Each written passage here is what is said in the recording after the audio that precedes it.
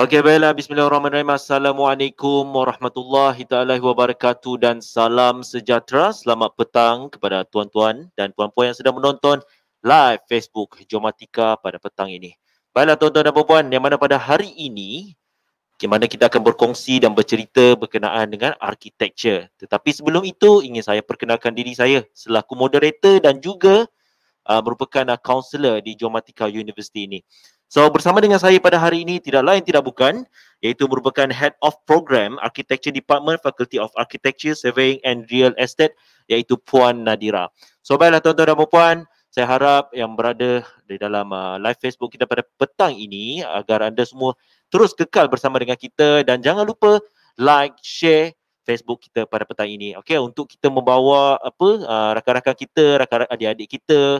Mungkin ada mak ayah yang nak anak mereka untuk sambung belajar di dalam bidang seni bina ini. So sebelum itu mungkin saya boleh serahkan kepada Puan Nadira pada petang ini dan mungkin juga boleh Puan Nadira kongsikan sedikit berkenaan latar belakang Puan Nadira sebelum kita mulakan program kita pada petang ini. InsyaAllah.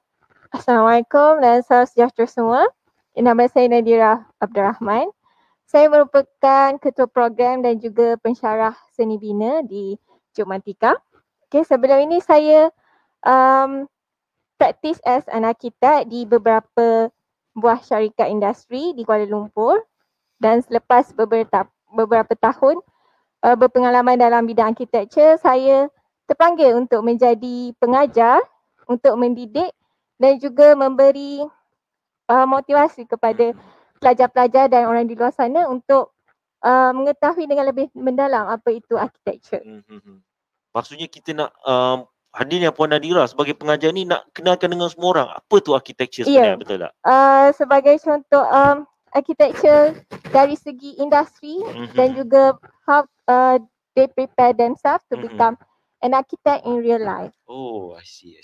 Okay, so mungkin saya percaya itulah sedikit berkenaan dengan latar belakang ataupun hadirnya Puan Nadira pada petang ini dan kenapa beliau menjadi pengajar dan mungkin beliau akan sedikit menceritakan apa perbezaan sewaktu industri dulu dan juga sebagai pengajar dan apa yang dia rasai sewaktu menjadi sebagai seorang pensyarah lagi-lagi di Geomatika University ini. Baiklah tuan-tuan, itulah sedikit berkenaan dengan biodata, berkenaan dengan panel kita petang ini. So, tidak lain tidak bukan, yang mana tajuk kita pada petang ini adalah berkenaan dengan Fakulti Architecture Environmental Design dalam ni lah Geomatika University lah.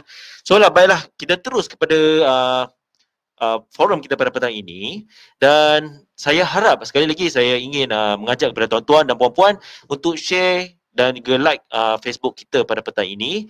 Sebab apa? Sebab kita takut nanti ada yang tertinggal, ada adik-adik yang tertinggal, ada rakan-rakan yang tertinggal. Sebenarnya mereka minat untuk jadi arkitek tetapi dia orang tak tahu mana nak belajar, mana nak sambung. Okay. So sebelum itu so kita teruskan kepada forum kita pada petang ini. So Puan Nadira harap bersedia. Okay. Alright, so Puan Nadira, saya ni bercita-cita dulu tau. Dari saya kecil, mak saya selalu cakap arkitek. Panggil saya arkitek tau. My arkitek. Tapi saya end up tak jadi arkitek pun. Okay, tapi saya jadi kaunselor.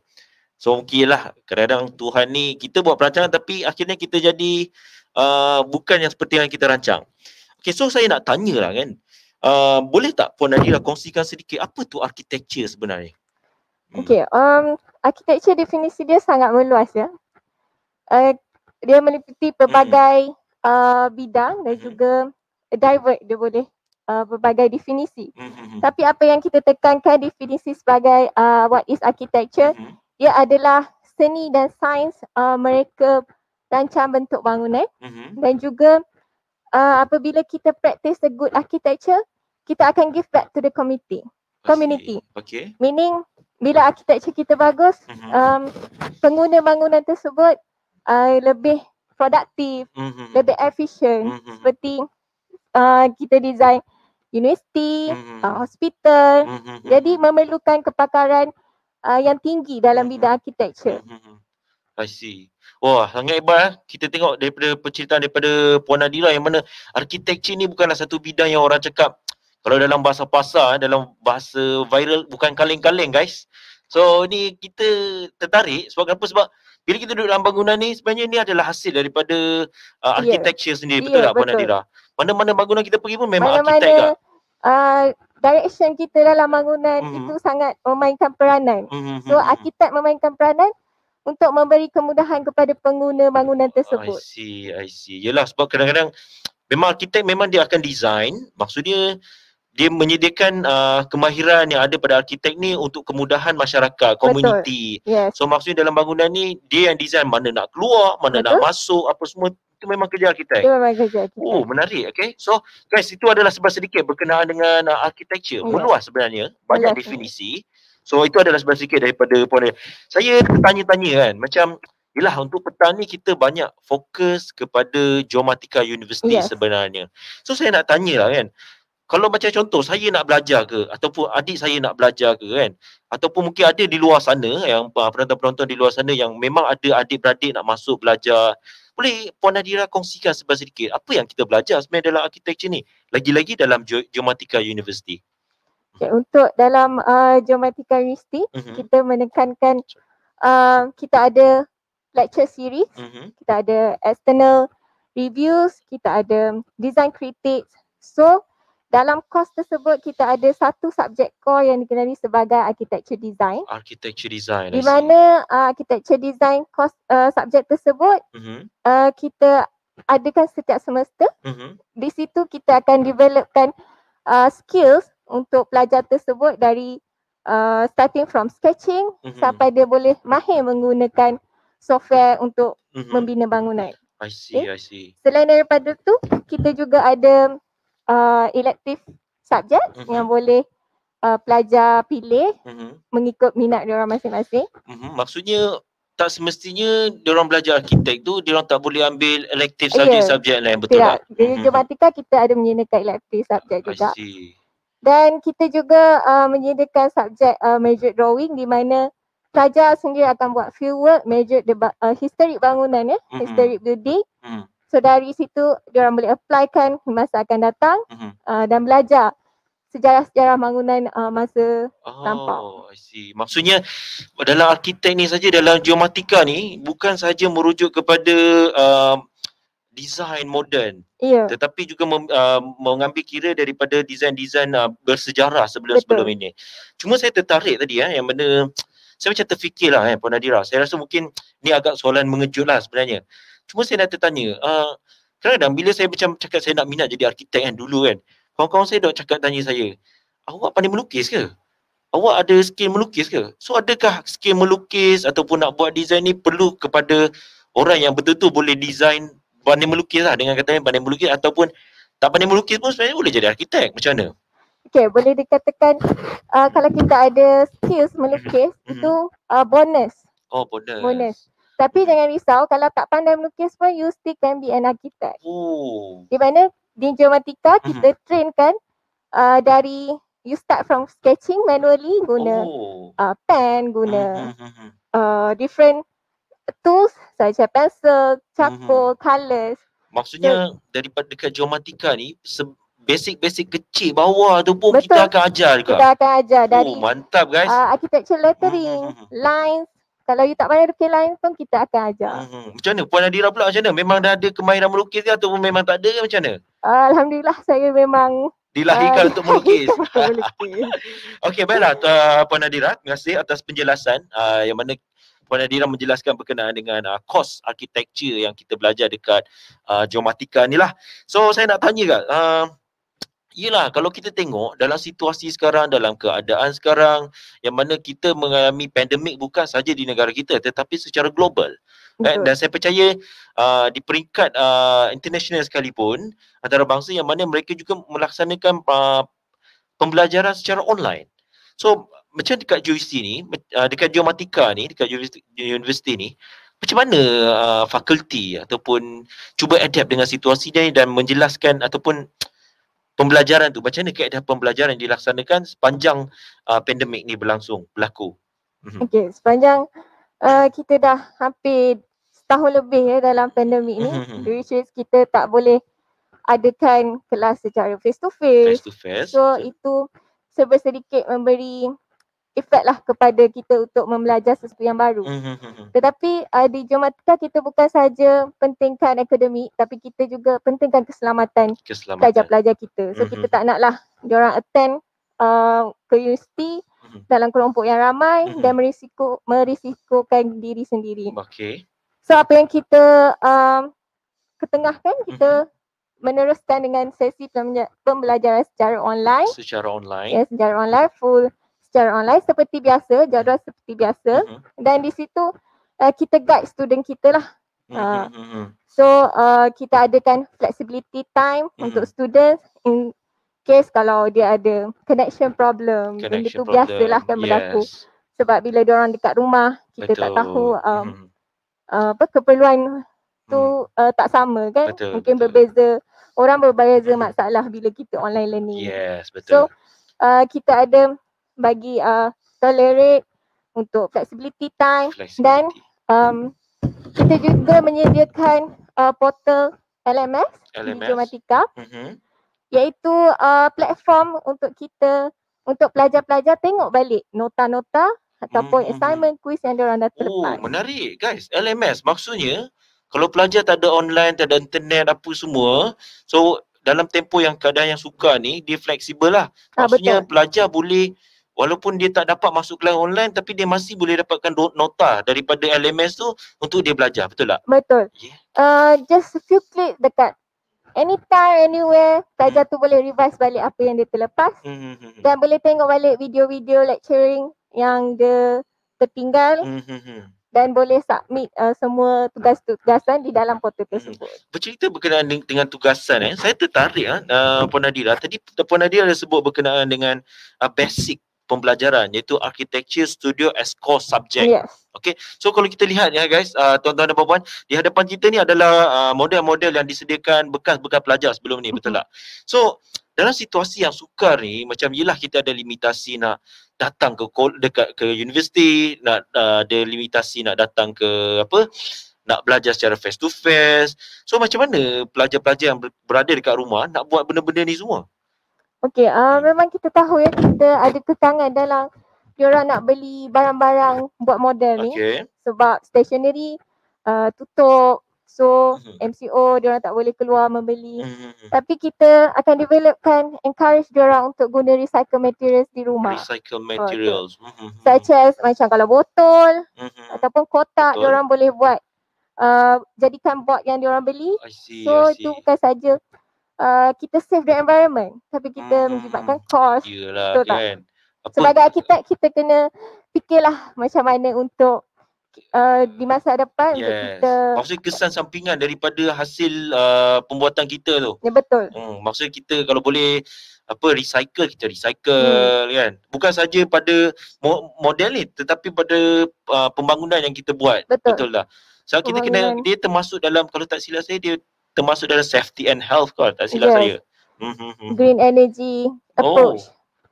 Menarik. So itu antara kaedah yang dilaksanakan dekat Geomatika ni, dekat universiti ni, yang mana dalam situasi yang sukar ni, tapi fakulti masih mampu untuk mendidik ataupun mengajar pelajar-pelajar kita bagaimana untuk menggunakan bahan-bahan terpakai untuk menghasilkan model mereka. Okey, baiklah. Sebelum kita teruskan kita punya program ataupun kita punya kita nak cakap, kita punya live Facebook pada petang ini. Okey, sebelum tu kita ingin mengajak kepada tuan-tuan dan puan-puan untuk like dan share Facebook kita supaya kita boleh datang kita boleh dapatkan views yang ramai dan terusnya kita boleh bantu orang lain untuk memahami apa pembelajaran yang dilaksanakan oleh Geomatika University di dalam fakulti architecture ini. So sebelum itu kita berehat sebentar, kita tengok iklan ini. ZAS.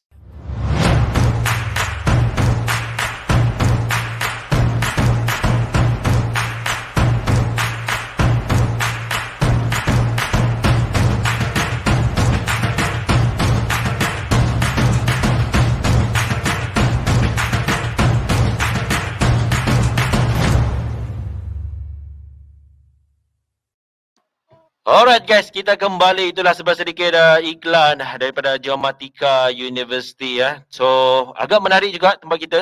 So saya mengajak kepada semua yang berminat untuk jangan lupa boleh hubungi nombor yang tertera di bawah 012-242-6757 ataupun boleh komen ataupun PM kita di Facebook ataupun Instagram, dan dalam masa kita ada TikTok guys. Alright. Kita Jomatika ni TikTokers sebenarnya, tapi itulah tak berapa nak TikTokers lah. Kita just gunakan platform untuk kita menarik minat pelajar untuk bersama-sama dengan kita dekat Geomatika University. Okey, baiklah, kita teruskan untuk soalan daripada saya. Okay. Yang mana untuk Puan Nadira, yelah, kalau kita lihat pandemik, okey, dalam masa yang sama bukan saja pandemik ni yang bermasalah, tetapi ekonomi juga bermasalah.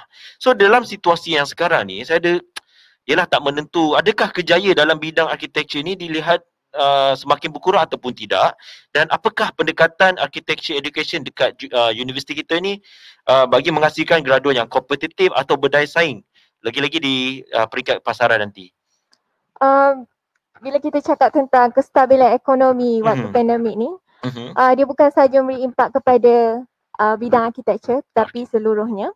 Memang tidak dinafikan arkitektur dia punya as a bit slow progress. Tetapi in terms of direction dia going up positively. Okay. Dan ingin saya tekankan bahawa it is stated that in 2029 architecture career ni dia akan increase by 2029. So tak perlu risau untuk ambil bidang architecture di masa sekarang. In fact kita akan maybe kita boleh design something yang for norma baru punya di zaman pandemik. Kita boleh introducekan the way of macam mana untuk patuhi SOP. The space yang kita design tu mungkin sebelum ni ruang dia kecil, tapi bila kita ada kebolehan sebagai arkitek, kita boleh letakkan input tu tumbaskan dengan SOP kita dan design bangunan kita. I see. Maksud dalam situasi sekarang ni kita cuba sesuaikan diri dengan design architecture ni berdasarkan dengan dengan keadaan, kalau boleh rumah tu ada penjarakan macam tu Ya. Dia contoh lah, kalau dalam public building macam tu kan. So kita boleh design mengikut standard yang diperlukan lah. So dalam Geomatika sendiri, selain daripada kita introduce ataupun advance in terms of yang tadi tu, kita juga introduce software yang advance supaya bila graduan ni keluar dia akan lebih berdaya saing dan demand dalam market tu ada. So maksudnya dia bukan sekadar architecture ni nak jadi arkitek je macam tu. Maksudnya dia ada bidang yang lain pula dia boleh ceburi macam tu. So saya macam tertarik tak? Maksudnya bila kita cakap berdaya saing ni kan, macam Puan Nadira cakap tadi, bukan saja fokus pada arkitek tetapi fokus pada macam mana kita nak cakap boleh bidang lain pun kita boleh. Macam software tadi apa? Software yang saya sebut tadi. Software. Kan? Maksudnya dia boleh belajar software. Benda. Sebab kita di Geomatika kita bukan sahaja mementingkan akademik tetapi kita menerapkan holistic learning dari segi social interaction, communication skills, to enhance skill, especially bila graduan ni dia dah masuk alam pekerjaan ni, dunia pekerjaan dah totally different. Betul. Betul tak? So dari situ kita developkan diorang punya skill supaya diorang boleh communicate dengan lebih efektif lah waktu kerja nanti. Okay, saya faham maksud Puan Nadira. Termasuk juga yang software training tadi, kita bila kita dah maju ke depan dan software kita pun makin advance. So di Geomatika kita introducekan the advanced technology dan advanced software yang diperlukan dalam industri sekarang. Okay, so maksudnya dengan kata lain lah kita boleh cakap tuan-tuan dan puan-puan, maksudnya bukan saja arkitek ni kita belajar dalam bidang arkitek tu, maksudnya arkitek ni meluas. Kita boleh masuk dalam bidang-bidang lain, So dengan situasi ataupun ekonomi sekarang, dengan tahun 2029 akan datang nanti, kita yang mana kita arkitektur ni meningkat secara positif. Dan dalam masa yang sama saya macam tertarik kan. Kita ni dulu kita tengok Dragon Ball, betul tak? Kalau kita tengok rumah-rumah orang Dragon Ball ni, Dragon Ball kartun tu dia macam ada globe rumah-rumah globe kan. So saya harap dekat Geomatika ni satu masa nanti ada pelajar kita yang boleh design rumah globe macam rumah Goku kan. Hopefully macam tu lah guys kan. So dalam masa yang sama biar dia design dalam keadaan yang praktikal, kondusif, sesuai kan. Kadang-kadang kita ni tengok kartun ni imajinasi je sebenarnya. Tapi tak mustahil. Tak mustahil. Nampak tu guys. Dalam bidang architecture, nothing is impossible. Nothing is impossible guys. So memandangkan kita dah di hujung program pada petang ini. So ingin saya mengajak kepada semua jangan lupa like dan share dan jangan lupa komen kak. Mungkin ada sebarang pertanyaan, persoalan yang boleh korang nak tanya kepada kita, boleh, tak ada masalah. Kita boleh tolong, kita akan minta Puan Nadira, panel kita pada hari ini untuk menjawab setiap persoalan itu. Dan sebelum itu juga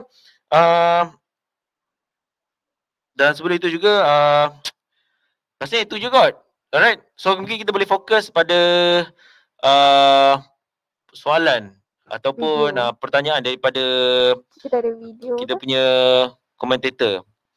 Alright, tapi sebelum itu guys, sebelum itu aku ni astagfirullahaladzim. Okay, sebelum itu guys, jangan lupa yang mana kita akan tunjukkan iklan daripada Geomatika University. ZAS.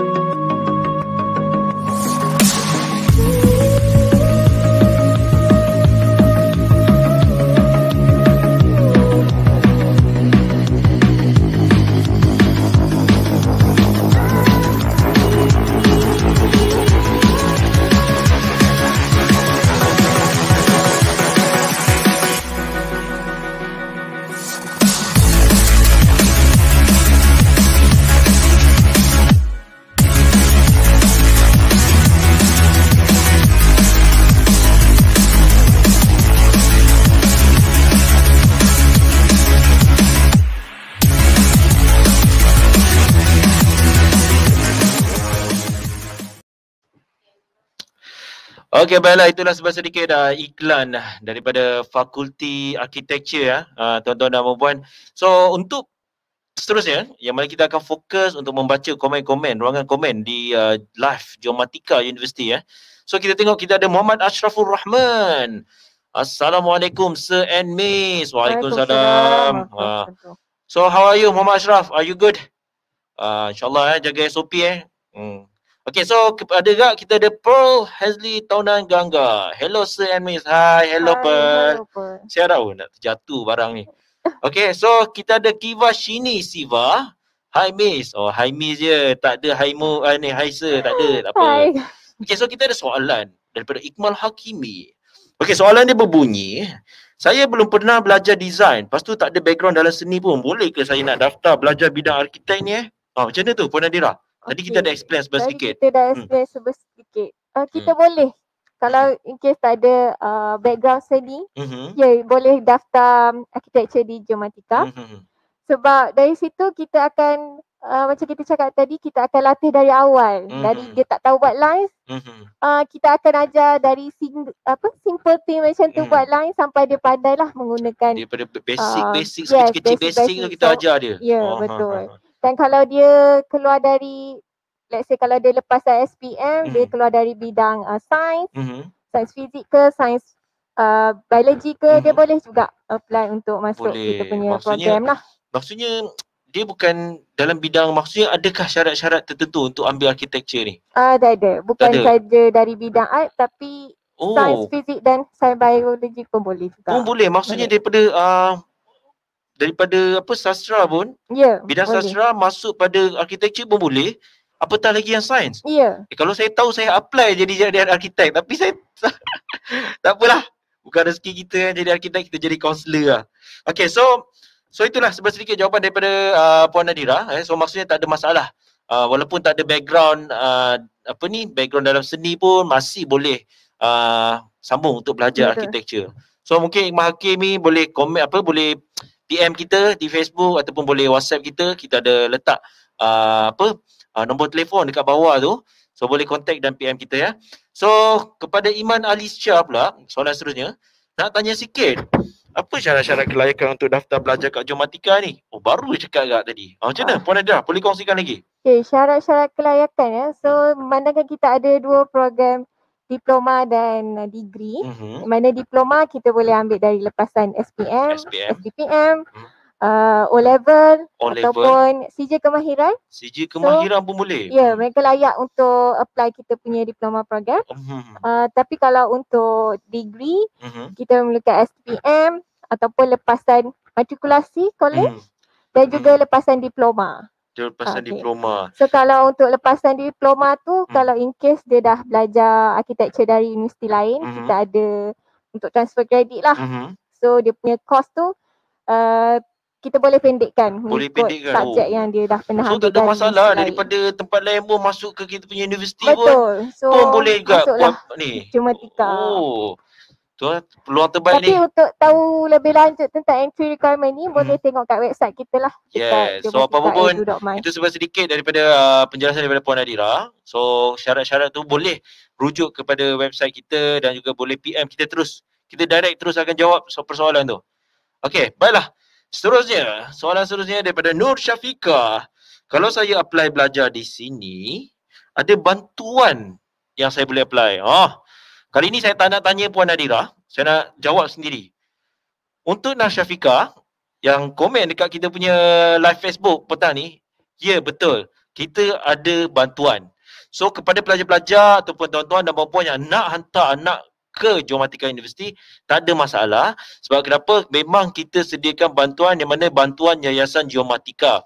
Okay, so mana tujuan yang mana bantuan Yayasan Geomatika ni berfokus kepada pelajar-pelajar di bawah B40 dan juga allowance kita akan berikan dan juga kita akan bagi percuma asrama dan juga kita bagi pelajar-pelajar layak, kita akan berikan sebuah tab. Macam tab saya ni lah. Tapi ni saya punya sendiri, bukan Geomatika bagi kan. Kita tak boleh nak pakai harta company ni. Alright. So itulah sedikit. So kepada Nur Syafiqah, insyaAllah ada peluang, ada ruang. Kau ada adik-beradik, ada anak-anak buah ke kan. Anak-anak buah yang 10 tahun, masih umur 10 tahun pun akan datang nak sambung belajar dekat kita, tak ada masalah. Okay, so kita sangat alu-alukan kehadiran anda ke Geomatika University. So mungkin nampaknya kita di akhir perancangan pula. Di akhir rancangan. Okey, sebelum itu mungkin juga kita ada sedikit ucapan daripada Puan Nadira sebelum kita tamatkan program live Facebook kita pada petang ini. Okey, ucapan saya di waktu-waktu pandemik ni kita jangan jadikan dia sebagai alasan lah untuk kita sambung belajar ataupun mencapai cita-cita kita. Jangan jadikan pandemik ni sebagai penghalang. Ya. So, in fact kita kena lebih energetic untuk mengharungi kehidupan waktu-waktu sukar macam ni. Betul. Maksudnya dalam tempoh yang sukar ni memang kita Ya, kita tahu mungkin kita tepu, kita tak boleh nak pergi mana, nak bergerak otak pun susah. Teruskanlah. Tapi kita ambil ni sebagai satu cabaran untuk Betul. kita, betul tak? Dan adik-adik di luar sana yang rasa macam nak belajar macam malas ke apa, ambil peluang ni untuk usahakan diri anda. Tak kira dalam bidang apa jua sekalipun. Yes, dalam bidang apa jua sekalipun. So terima kasih Puan Nadirah. Apapun daripada saya kak, stay safe, okay? Jangan keluar-keluar ni pakai face shield mask facial okay, lepas tu pakai mask, jangan lupa jaga SOP. Apa lagi Puan Nadirah? Social distancing, apa lagi? Sanitize. Okay, apa lagi? Cuci tangan selalu. Okay, so itulah guys. So apapun kami ingin mengucapkan ribuan terima kasih kepada yang menonton live Facebook pada petang ini. Semoga anda sihat selalu. Itu sahaja daripada saya. Sekian. Assalamualaikum warahmatullahi wabarakatuh. Zas.